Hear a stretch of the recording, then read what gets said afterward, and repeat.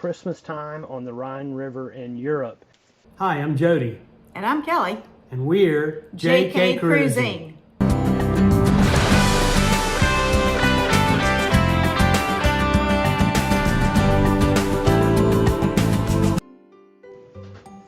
As we get into Amsterdam, not only will you see the sort of some of the river tour and some of the canals and stuff they have in Amsterdam, we'll also see the diamond factory. So all you ladies that like diamonds, and I don't know any that don't, we're going to get to go to the diamond factory and see how they polish the diamonds, and that's quite a treat. So that's pretty cool.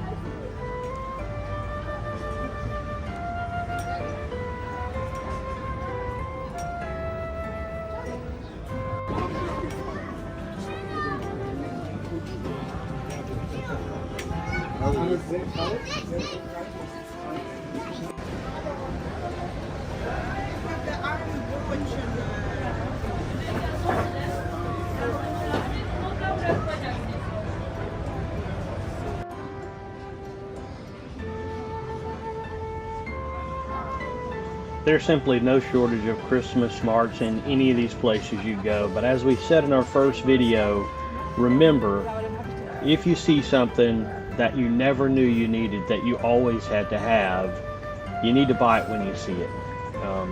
Chances are you simply won't have the time to make it back around to these places a second time. They're so spread out within the city that you might visit one Christmas mart a half a mile from another one, and so because of that you might forget where you saw that piece at that you really liked, and you liked that one and you thought you were going to find something better a little along the way.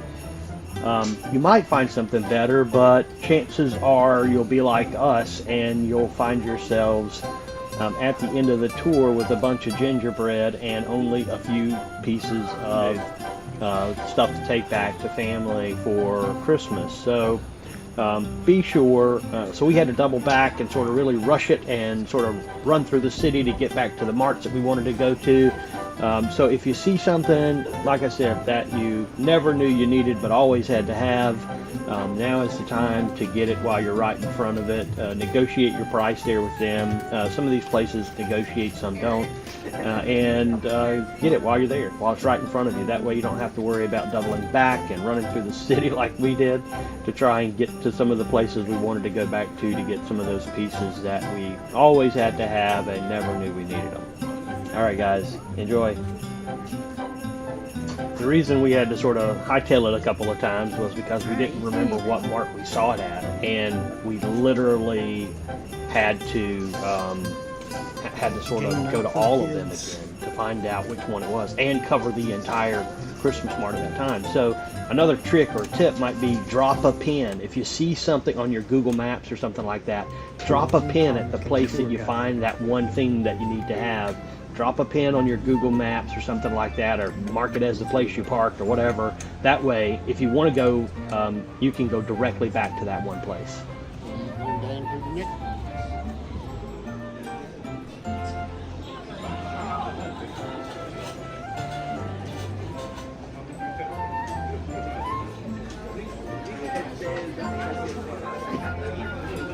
You will not go hungry at any of these Christmas marts or lacking for glühwein.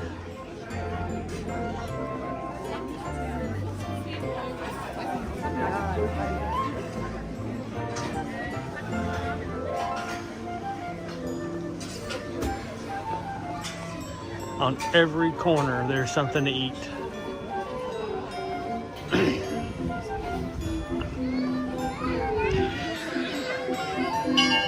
We need to go down that middle, see if we can see something, and then we can go down the far side. A lot of good luck there. There's a lot of horseshoe sort of luckiness going around in the world today, and there's a lot of superstitions that are still practiced throughout the world. But fundamentally, a horseshoe turned with the U sort of facing up is supposed to capture good luck, and the horseshoe turned upside down is one of two things. It either means it's bad luck, or it means that the luck that was captured in the other part of the horseshoes, if you have them around your house turned upwards, is allowed to flow out and surround your entire home, and your home is covered with good luck. Some other quick tips about good luck is at a wedding, you should always have the groom should always have a good luck charm, a horseshoe in his pocket. And on New Year's Day, I hope you slept with the horseshoe under your pillow. That way, the entire new year can bring in a prosperous new year for you.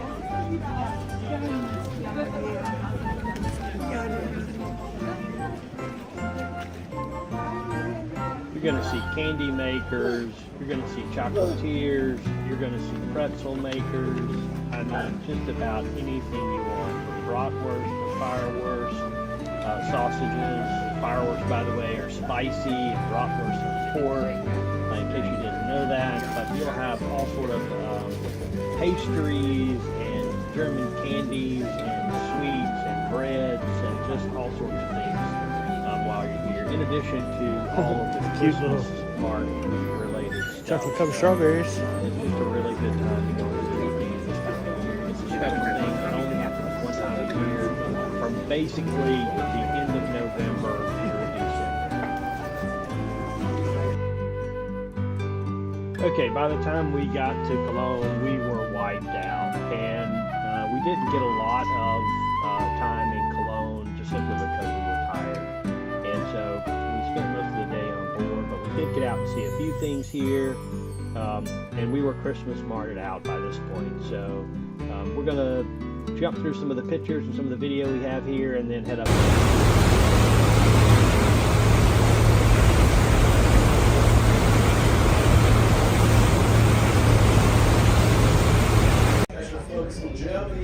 And during the day, we had talks about the origin of Christmas from this gentleman who was a PhD in Germany, and so we should listen to this. So we will see how they originated and developed, and we will also learn how seemingly very old traditions are sometimes surprisingly very young, sometimes only maybe 150 years old. And of course also we will explore the role of the Christmas markets, like the famous one in Strasbourg or the Christkindl market in Nuremberg, which, different to many other customs, sometimes date back centuries, in many cases even back to the Middle Ages. And towards the end of the talk, I will also outline that there's an ongoing debate on the question if and how Christmas could become more authentic again. I will talk for roughly 35 minutes, I think. Should you have any questions afterwards, I hope you will have a little time to cover them also, because I have to jump off the ship in zones.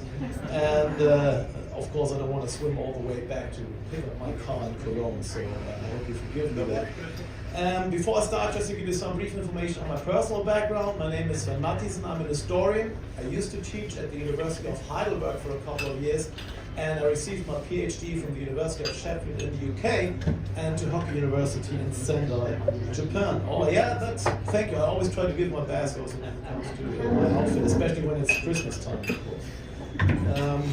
Where was I? Okay.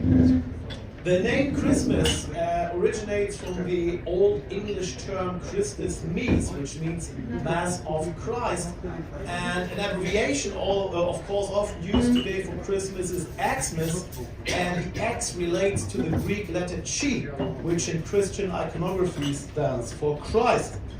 The first time that this abbreviation Xmas was used was in 1551 when King Edward VI stated that everyone attending Mass on that evening should do this on foot. The fact that we celebrate Christmas on the night from 24th to 25th December as the birth of Christ has its roots in pre-Christian times, and it has always been close to winter solstice, the longest night of the year, which is usually 21st or 22nd of December. In many ancient cultures, this date already has played an important role before Christianity, as it symbolizes deepest darkness and the beginning of a new life circle at the same time. In the old mystery religion of ancient Rome, founded in Asia Minor, so what today is Turkey, and focused on the god Mithras, this day was celebrated as the birth of the god of light, and in an even earlier period in ancient Egypt, the birth of the sun god Horus was celebrated on the same day. The Germanic tribes celebrated winter solstice as Yule time, when the days were getting longer and darkness was eventually ending. The metaphor of light then later was projected on Jesus Christ as the light of the world. The first Christmas celebrations took place in Rome in the mid-4th century, and choosing the 25th of December as Christ's birthday caused quite some controversy among the early Christian community, as it uses the solar calendar for orientation and not the lunar calendar, after which the Christian year is organized until today, with Easter taking place on the first Sunday after the first full moon in spring. For many early Christians, the celebration of Epiphany on the 6th of January, commemorating the baptism of Jesus, which actually proved that he was the Son of God, remained the more popular date, or the more important event. And during the Christianization period, then many pagan rituals were integrated into the church's own belief system. So during the early Christmas celebrations, we find pagan rituals like bonfires or processions to drive out evil spirits. The Reformation then ended many of these rituals in the first half of the 16th century, and in the area that today is Germany, the custom of celebrating Christmas on the 25th of December was established during the 7th and 8th century. In this era, the 25th of December also got established as a popular coronation day among European emperors and kings. And the first in a long row here who was crowned on that day was the Emperor Charlemagne, or Charles the Great, who received his crown from Pope Leo III in Rome in the year 800 AD. More than 250 years later, William the Conqueror was crowned King of England on that day, on the 25th of December in 1066.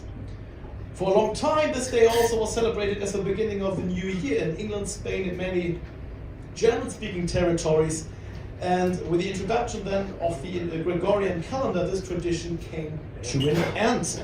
And this calendar reform had become necessary as the old calendar introduced by Julius Caesar already in the year 45 BC was simply not accurate enough. Even though the Julian calendar comprised 12 months with 365 days and even had a leap day every 4 years, its year was overall 11 minutes and 14 seconds longer than it actually takes the Earth to circle around the Sun. The beginning, of course, these caused no major problems. However, in the 14th century, this mistake had accumulated already to 7 days. So therefore, under Pope Gregory XIII, the calendar was reformed in 1582, and as a result, many Catholic regions switched directly from the 4th of October to the 15th of October in that year, so 10 days were simply omitted. As when all regions adopted the new calendar right away, this led to the phenomenon that, for example, in some Dutch regions, the day following the 14th of December in 1582 became the 25th of December, so Christmas Eve was cancelled in that year in 1582.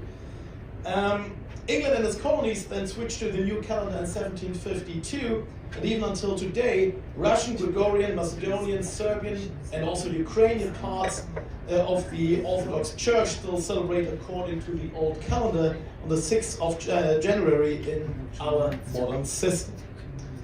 So, in the first part of this talk, I tried to show that some origins of Christmas go back a very long time in history, or early periods of human civilizations. On the other hand, then seemingly all traditions are sometimes surprisingly very young, sometimes only maybe 150 years old. And this is especially true for the arguably most iconic ornament of our modern Christmas today, and that is, of course, the Christmas tree. An evergreen tree, maybe lit up by candles, symbolizes the persistence of life beyond the individual year with its 4 seasons. Especially during European winters, which used to be characterized by very low temperatures with a lot of snowfall and only short hours of daylight, a tree not losing its needles meant proof that man and nature were able to survive even the most hostile conditions. The custom of having an evergreen tree in people's houses probably reaches back a very long time in history. However, the first scattered examples of written evidence of such a tradition date back only to the 16th and 17th century, when, for example, in the then German city of Strasbourg, wealthy families decorated their homes with such a tree before Christmas. This was back then criticized as pagan and unchristian by the clergy, and in the 18th century then the tree became a common accessory, but even then it remained a privilege for the rather wealthy classes, as fir and other coniferous trees were rather rare and very expensive in Western and Central Europe at that time. The Christian church only got slowly acquainted to this custom, and the first to adopt it were the Protestants in the 19th century, when the Christmas tree had become a part of a proper Lutheran Christmas. The Catholic Church only followed a little bit later, when the tree simply had become too popular to be excluded from the festivities. Since 1824, there's even a Christmas carol around the Christmas tree, or Tannenbaum, or Christmas tree, which is still among the most popular Christmas carols around the world, until today. In countries around the world, the Christmas tree seems to be a rather young tradition, and it seems to be an adoption from Germany. In Great Britain, for example, the marriage of Queen Victoria and Prince Albert of Saxon-Coburg and Gotha fostered the acceptance of the tree in the 1840s. And in New England, the German-American scientist Carl Follen of Harvard University is considered to be the first person to have had such a tree in his house in Cambridge, Massachusetts. Today in Germany, an estimated 28 million trees are sold every year in December, the main supplier here being Denmark, followed by various German regions. Almost all trees nowadays come from farms where they are cultivated for 8 to 12 years and harvested in an ecologically neutral way, as they are all replaced in the long run. However, still environmentalists are critical about the intensive monocultures, which have a negative impact on biodiversity in the long run. Still, however, most people prefer natural trees over artificial ones, and this is also true often for the lighting. So in many households, people will favor real candles often made of beeswax over artificial ones. However, so much love for authenticity sometimes also comes with danger. And even though often a bucket of water or even a fire extinguisher is placed next to the tree, quite often the fire brigade has to take care of incidents involving dry fir trees and real candles throughout the season. The probably most youngest tradition is to set up or to erect large Christmas trees in public spaces, like for example, public places like for example Rockefeller Center in New York, or also in Germany, as for example in Frankfurt at the Römerberg near the main market square. The ornaments used for the tree have changed through the course of time. Originally, most ornaments were produced at home, apples and sweets in the beginning, and later also gilded nuts and ornaments of dough or wax became popular. A glass blower from Thuringia in eastern Germany crafted the first glass baubles in the mid-19th century, and not much later, in 1880, they were sold all across the United States by Woolworth. Another common decoration has always been tinsel, known since the 17th century, or lametta, long narrow metal stripes symbolizing icicles. They are produced in large quantities in the Nuremberg region in southern Germany, And today a huge variety of ornaments, styles and colors are available, and probably the most or best known supplier here is the Käthe Wohlfahrt company based in Rothenburg ob der Tauber in southern Germany. In many houses, especially the Catholic ones, a nativity scene is decorated right under the Christmas tree, and before the tree itself was introduced, the nativity scene was the central aspect or the central part of the Christmas decoration. Of course, music and songs play an essential role in the Christmas celebrations too, as they underline its solemn at the same time joyful atmosphere. In almost every German Christmas Mass, Silent Night is played and sung at the end with a light dimmed so that the Christmas tree in the church with its candles shines even brighter. And that is the moment that even the regular churchgoer has been waiting for. And sometimes you can even see tears in the eyes of those who usually do not care too much about the festivities. Silent Night is not only the most famous Christmas carol in German language, but it was also translated into more than 300 languages and dialects, and is now among the best known Christmas songs all around the world. There are many tales and legends around its creation, but what we know for sure is that it was first presented in 1818 in the small village Oberndorf near Salzburg in Austria. The lyrics were written down by the assistant priest Josef Mohr, and the melody was added by the village teacher and church organ player Franz Xaver Gruber. And according to the most common story, the peaceful character of the song was underlined by the fact that back then it was accompanied by a guitar alone, as the little church organ did not work at a Christmas Mass in 1818. So the song might have never made its way out of this rather remote area in Austria, but in 1833 it got selected for a presentation of Tyrolean songs for a concert in Leipzig in East Germany, and its great success there then led to its widespread use, first in German-speaking regions and then soon all across Europe. So equally important as Christmas itself are of course the weeks leading there. And Adventus is the Latin word for arrival, and this originally referred to the 40-day period before Christmas, which originally required believers to fasting, similar to the 40-day period before Easter. However, not many people in Germany still obey this tradition. However, a special Christmas bock beer with a very high alcohol content is still pointing back to this tradition.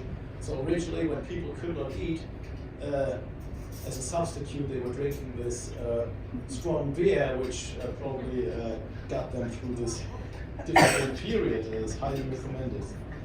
And around the 1st of May, so shortly after Easter, we have another tradition. It's a special Maibock beer, which is also very strong and very good. Originally, Advent began on the 11th of November, and until today the celebration of St. Martin's Day, especially the Catholic part of the country, take place on that day. The legend portrays Martin of Tours as a very merciful man who was drafted into the Roman army against his own will. Then he became an officer of the Horse Guards in Amiens and France, and one day when he was riding along on his horse on a cold winter day, he saw a freezing beggar on the street who was ignored by the people passing by. So what Martin did was he took off his own coat and cut it into two pieces with a sword to share it with the poor man. So the following night, Jesus appeared to him in a dream, and Martin then decided to quit the military and become Bishop of Tours. To commemorate him, children nowadays craft little lanterns, which they present in small St. Martin's parades on the 11th of November. However, Advent itself is nowadays usually limited to the 4 weeks before Christmas, and this is seen as a time to prepare cookies and decorations, but also, of course, to do a lot of shopping. And this is also the reason why originally most German Christmas markets only last 4 weeks. However, nowadays, also probably due to the effects of the corona pandemic, the running time of many Christmas markets has been extended. So some of them, they started already in mid-November, like for example the one in Koblenz, and they last until maybe mid-January. Sometimes they call them also winter markets because of that. In many houses, Advent is marked by a special Advent wreath consisting of 4 branches and 4 candles, which symbolizes the period of waiting. So each Sunday a new candle is lit to show the approach of Christmas Eve. This tradition also looks very basic and old, but in fact is even younger than that of the Christmas tree. It was only in 1839 that the Lutheran priest Johann Hinrich Wichern of Hamburg created the first wreath of this kind to please the children at his local orphanage in Hamburg, who were constantly asking when it would be finally Christmas Day. So for this purpose, he used the wheel of an old horse carriage, and he used 1 candle for each day and 4 larger candles for the 4 Sundays before Christmas. Today, however, only the 4-candle version with 4 branches is common. Nevertheless, the idea of creating a countdown, especially for the children, has not disappeared, and so today many little ones will receive on the 1st of December an Advent calendar. If it is self-made, they will find little gifts inside. Otherwise, usually they will find chocolate behind each of these 24 doors. And this already points a little bit to the aspect of commercialization. Because nowadays you can even purchase such a calendar for your dog. You would then find some, I don't know, dog cookies or whatever behind the doors. And of course, there are also like more adult-oriented calendars where you find little bottles of liquor behind the doors. And also in Germany you find sometimes entire houses decorated as Advent calendars with pictures behind the windows. So if the decorated tree symbolizes Christmas today, Santa Claus seems to be its incarnation. In Germany and in many other European countries, however, Santa is seen as something very American, who was basically unknown in Europe until a comparatively short time ago. In reality, however, it was a European tradition that inspired the invention of Santa Claus, and that was the Bishop Nicholas of Myra, who, a saint in the 4th century, had a reputation to help the poor. The 6th of December is his commemoration day in many European countries, when he brings chocolates and sweets to the children. So on the evening of the 5th of December, the children put their boots or little plates in front of their doors, and in the next morning they will find little gifts, chocolates and sweets in them. Normally, and now this is something very traumatic for me, normally is accompanied by a rather diabolic-looking fellow called Knecht Ruprecht, servant Ruprecht, who is said to punish all those children who did not behave throughout the year. So I was pretty afraid of him until a short time ago. This tradition actually then was imported to the United States in the 19th century by the Dutch community, where St. Nicholas is called Sinterklaas, who brings the presents on the 6th of December, and he then became Santa Claus in the United States, who appears 18 days later. The earliest American depictions were created by the cartoonist Thomas Nast and published in Harper's Weekly in the 1880s, and these pictures then were used for an advertisement campaign by Coca-Cola in the 1930s, who tried to promote their drink as a beverage for all seasons, not only for summer. This campaign contributed to the shape of our modern impression of Santa Claus as a jolly old man with a white beard and a red coat. In Europe, however, St. Nicholas is not the only gift bringer around Christmas. During the time of Reformation in the early 16th century, the Protestants wanted to end the Catholic practice of worshipping saints, and therefore the figure of a Christkind, a baby or mixture of a baby angel, angel and baby Jesus, was introduced, and as nowadays a very popular figuration of Christmas. And in most German families, it is now more popular than Santa Claus and brings the presents on the 24th of December. Usually at that time, when the Christmas tree is decorated, the children are not allowed to enter the room, and only after the tree has been decorated, the parents will ring a bell and the children are allowed to enter, and then often they hear that they're just a tiny bit too late as the Christkind has already gone. So the Christkind, or in other European countries, Christkind is arrival by other gift bringers. So in Russia and Eastern Europe, Father Frost brings the presents. In Portugal and Spain, the Three Magi. And in Italy, my personal favorite, Witch Befana, flies on the broomstick to bring presents and chocolates and sweets to the children on the 6th of January. So what seems to be the most important characteristic of our modern day Christmas, giving presents to the young ones especially, brings us also to the last essential part of the festive season in Germany, because without the well-established Christmas markets, Christmas in Germany would definitely lack one of its most crucial features. You will, in all the cities along your itinerary, you will find at least one Christmas market, and in the larger cities like, for example, in Cologne or Strasbourg, you would find several ones, especially around the old city center, with some of them are more traditional and sometimes are more modern. That is really a very important part of our Christmas celebrations today. Before the pandemic, there were around 2,500 Christmas markets in Germany with approximately 5 million visitors, and I think we will reach these numbers already again this year. And the largest Christmas market along the itinerary is the one at Cologne Cathedral, but this is not the oldest one, as this would go to the Strasbourg Christmas market, which was first mentioned in 1570.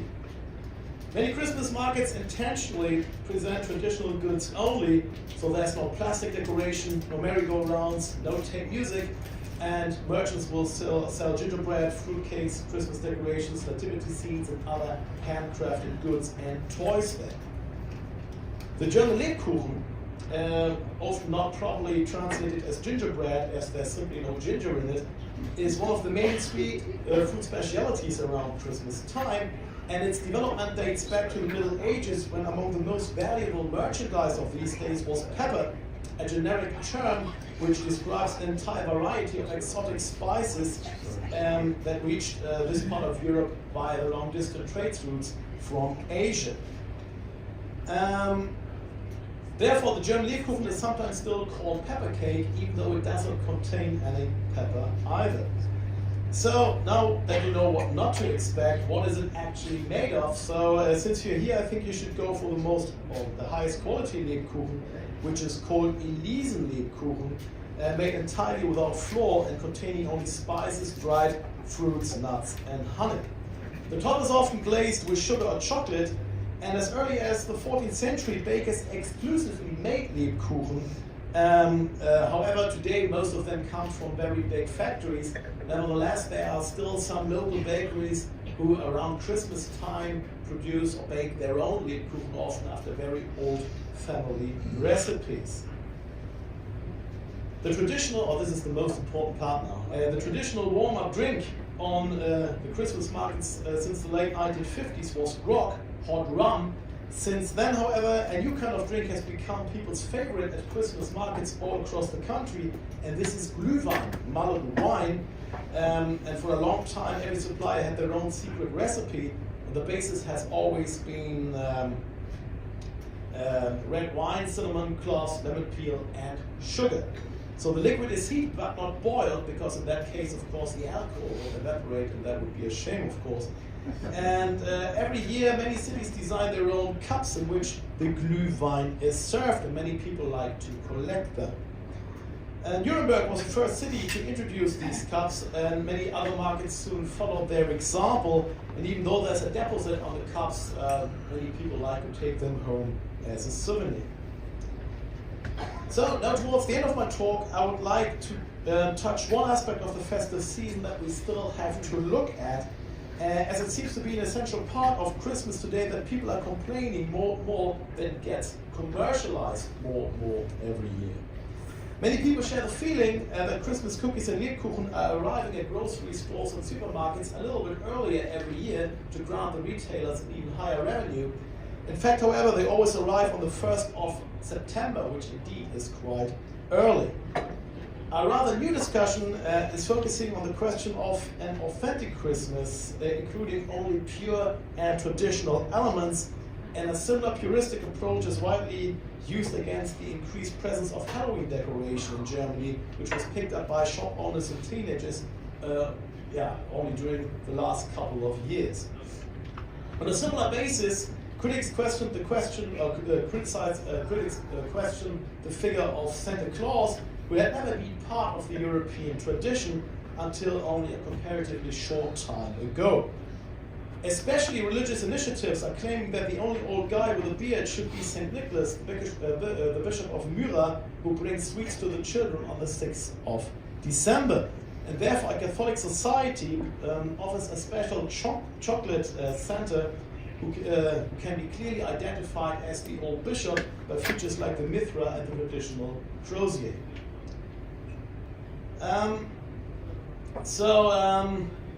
On the website you can even order buttons demanding a Santa-free environment for the holiday season, and a similar purpose is also followed by an Austrian organization called Pro Christkind. They actually claim that the Christkind should be the only authentic Catholic figuration of Christmas. By now you know this is only half of the story, as the Christkind was originally used by Martin Luther and got only eventually adopted by the Catholic Church later. So it seems that the discussion on how Christmas is supposed to be celebrated properly is subject to the actual zeitgeist, reflecting the change of cultural customs and habits through the course of time. The same points of criticism appear rather timeless. They are basically as old as the festivity itself. The best example is the claim of too much commercial exploitation. So many people seem to feel that this is getting worse every year. However, this becomes less sure if we look at a note from 1616 left by the parish priest Wolfgang Lüder of Nuremberg St. Sebald's Church, located right around the corner of the main market square in Nuremberg, where the famous Christkindl market is held. More than 400 years ago, he wrote in the church's diary on the 4th Sunday of December, shortly before Christmas, and I quote him now, "Tonight I had to cancel Mass. The reason was that nobody was there. They'd all gone out to do shopping for the children." End quote. So obviously, modern times are not always as different to the past as it may appear to us today. Thank you very much for your attention.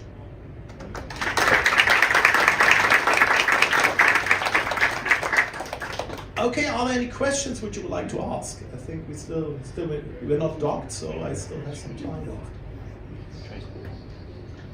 Which of course never means you have to ask me anything, you're not at school here, so. All right, if there are no questions, then I can only wish you a great journey, or rest of your journey, and I hope the weather stays as sunny as it is. It's a little bit cold, but at least it's sunny. And I wish you already, of course, a Merry Christmas and a Happy New Year soon. Thank you very much again. Thank you.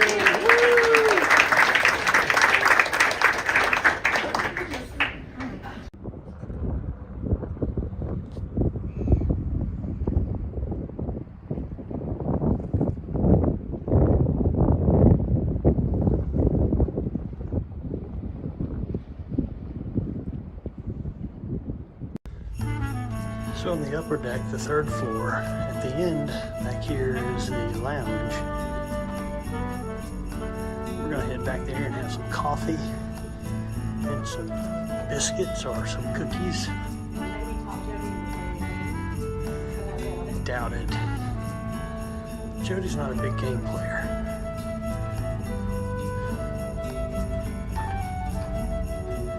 They got it all decorated up back here nice. Christmassy. We're almost there. This is the Club Lounge.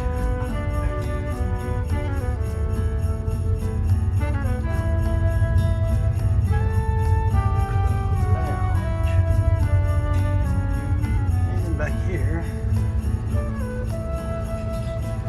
they have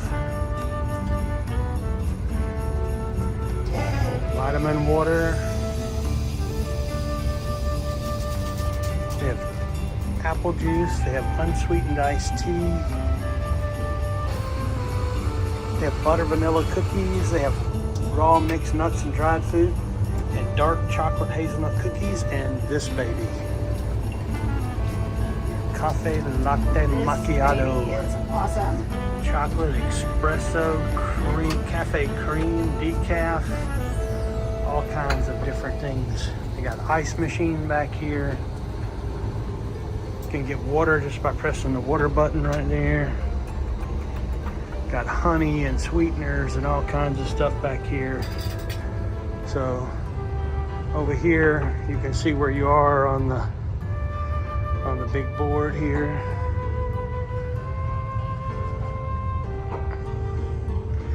You can see your speed, so we're going 19.8 knots,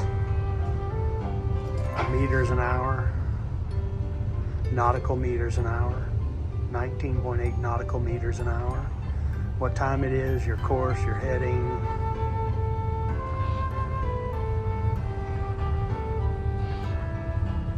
And there's all the games Kelly was talking about. Books to read,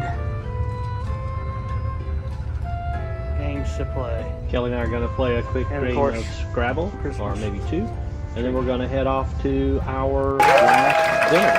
So we're going to celebrate all the great services.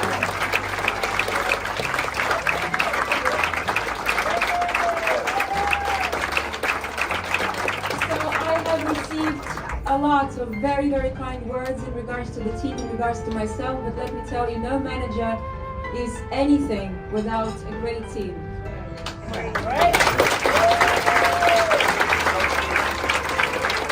I am very, very fortunate this year. Some of these beautiful boys and girls, ladies and gentlemen, I've worked with from the very beginning, from March. Some of them joined just the winter season, but let me tell you, this is one exceptional collective.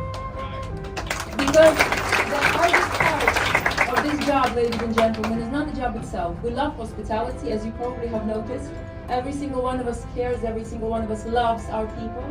But what is the hardest part is to do the same thing over and over and over again with the same level of enthusiasm. So this part, I am very proud to say, is done impeccably.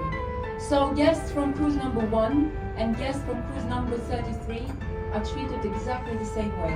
Exactly the same way we take care of them, exactly the same way we love them. And that is extraordinary because I haven't met it that much in my life. So thank you once again, my extraordinary team. I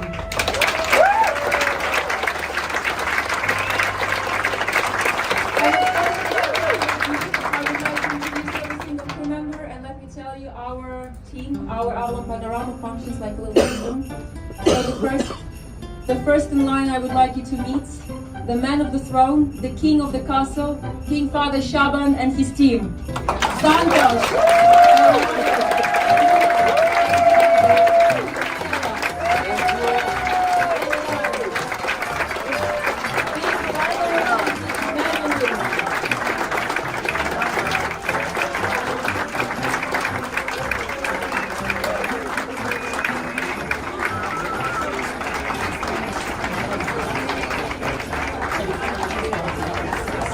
And every single kingdom must have a very, very steady base. The base of our kingdom holds in 2 pairs of hands, because every single piece of cutlery, every single plate, every single glass goes only through 2 pairs of hands.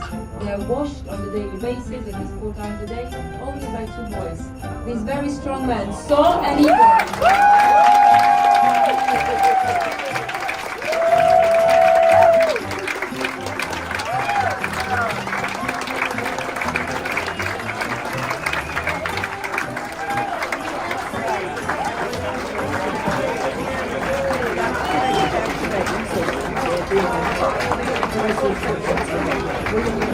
And of course, the one who's been taking care of me together with her knights is of course our beautiful Queen Mother, the Matrony Marcella, and her knights,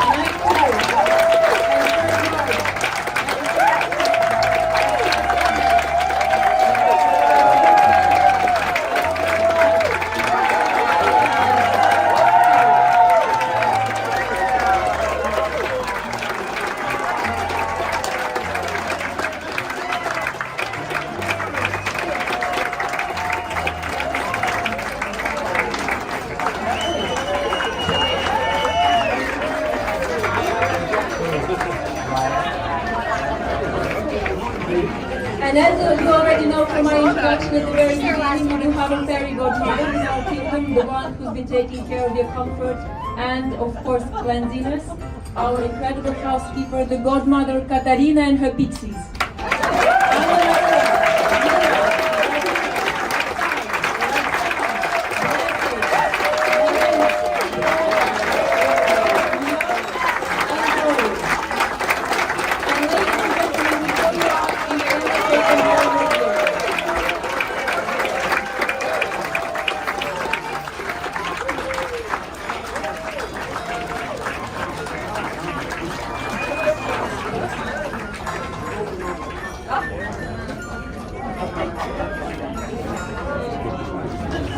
And every single kingdom by all means must have a tad bit of magic. So the magic of our kingdom is very jolly spirits, which coincidentally are in charge of spirits. So I give you an incredible party with shields of our warriors.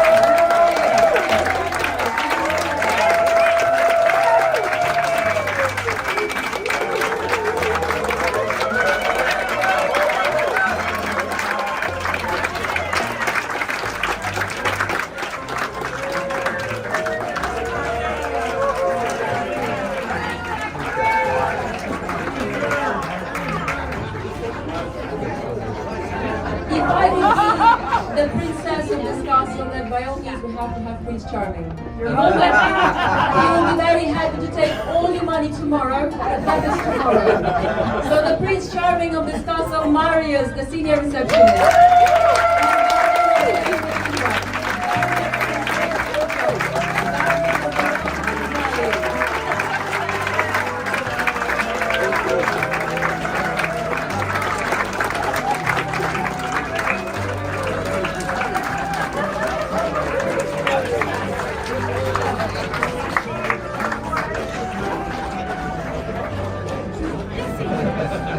And ladies and gentlemen, let me let you in on a little house-kept secret. So of course every single kingdom of our own can exist on our own. You know, we are very self-sufficient, we know what we're doing, we take care of our people, they keep on coming back to us. However, we must have a little bit of external help, a little bit of external magic. And we have all sorts of magical creatures coming to visit us. We have fairies, we have dragons, we have houses, we have mermaids, you name it, we have it. However, this time, and I hope you all agree with me, we have been truly blessed by the Sorcerer Supreme. The one who's made impossible possible. The one who's been there every single day for you, changing beautifully his outfit. Making you smile, making you laugh, making you happy. And he is a very, very good friend of mine, and it is a true joy to have been working with him specifically for the last 2 weeks. I give it to you, the Sorcerer Supreme, Robert.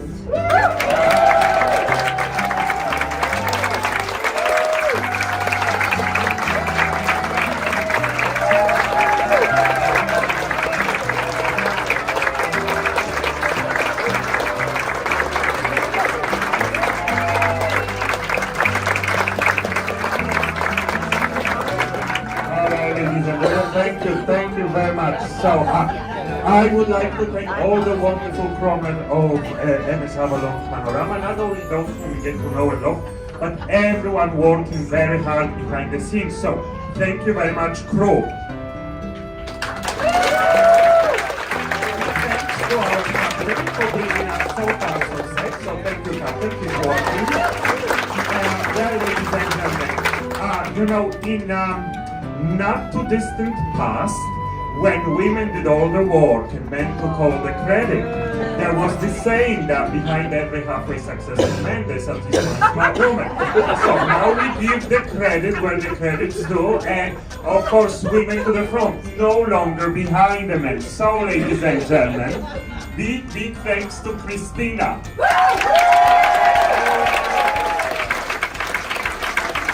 All the hard work that to make all of this work, ladies and gentlemen. Thank you very much, and of course it was a pleasure working with you, as always, as it has been for all these years, so thank you, my dear. Thank you very much. And in the end, ladies and gentlemen, I would like to thank all of you for not being troublemakers. Only hope that you enjoyed being here with us as much as we all enjoyed being here with you. And well, I never said this before, so I only going to tell that to you. You are the best group I ever had.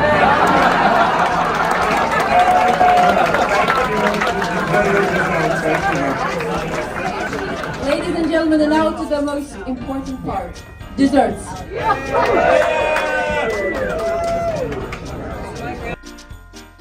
Okay, so we traveled to Amsterdam overnight, and we are getting on the Amsterdam canal boat trips. This is one of the included excursions.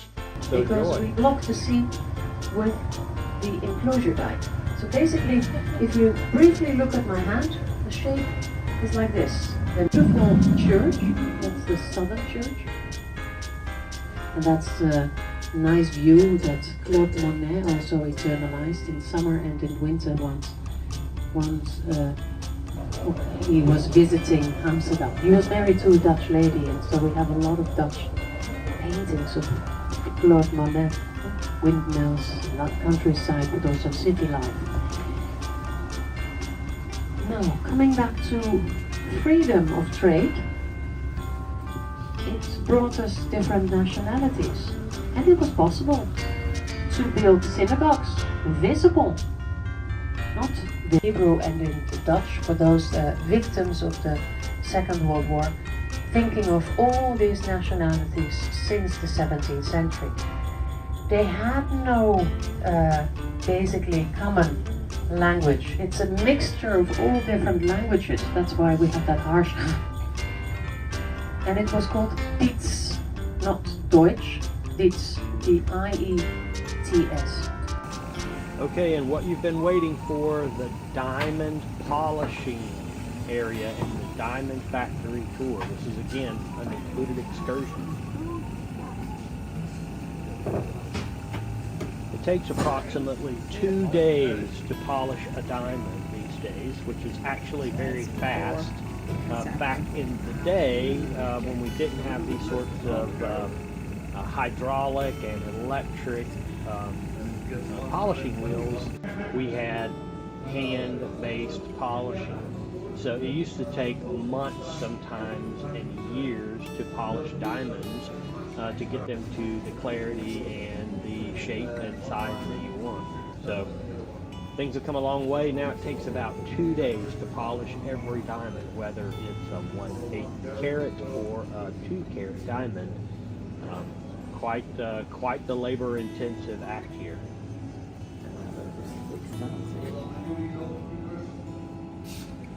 One of the latest trends is to have the bride or the person buying the diamond to pick the diamond separately from the setting.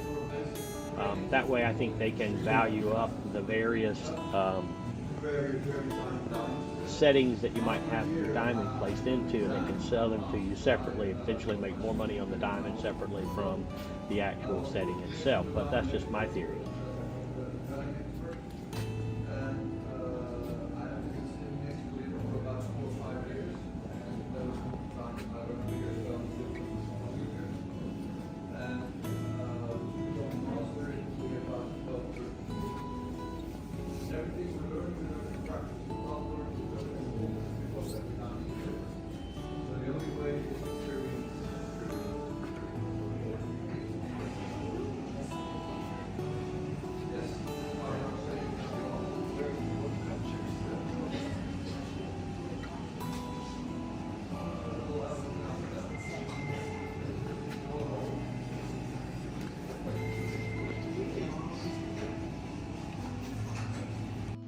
One of the really coolest things here is you're going to get to see the differences in the diamond clarity, color, and cut, where they will provide you different diamonds to view and look at that have different clarity levels and different cuts. And there is a completely visible difference between these diamonds that they're going to show you. This was really interesting and I think really informative if you're out in the business of shopping for diamonds.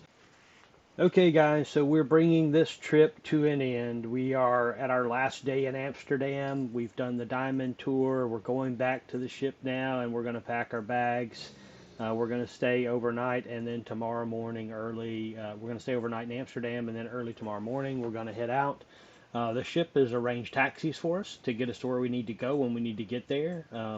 And we got into the airport quick and easy. The ship actually recommended leaving about 3.5 hours prior to our trip, but we got right into the airport. We actually had a couple hours to sit around at the airport and do some shopping at the airport. There is more Christmas stuff and more shops in the airport, so be ready for that. And with that, we'll leave you with the real reason for this season, and reminded that we're grateful as we see 2022 come to an end. It's been quite a challenging year for many people, and this is just some enjoyment and some enlightenment that there is an end to 2022 and a fresh start and a new beginning to 2023. So from us here, Kelly and I, with Only Have One Life to Live, we encourage you to get out and start doing what you can do now with what you have. Enjoy life. There's no time to put off till tomorrow, because today is the day to start doing something new. Just get a plan for it and start executing that plan. And from us here, again, we wish you a very Merry Christmas and a very Happy New Year, and we look forward to 2023 with all of you. Best wishes for 2023.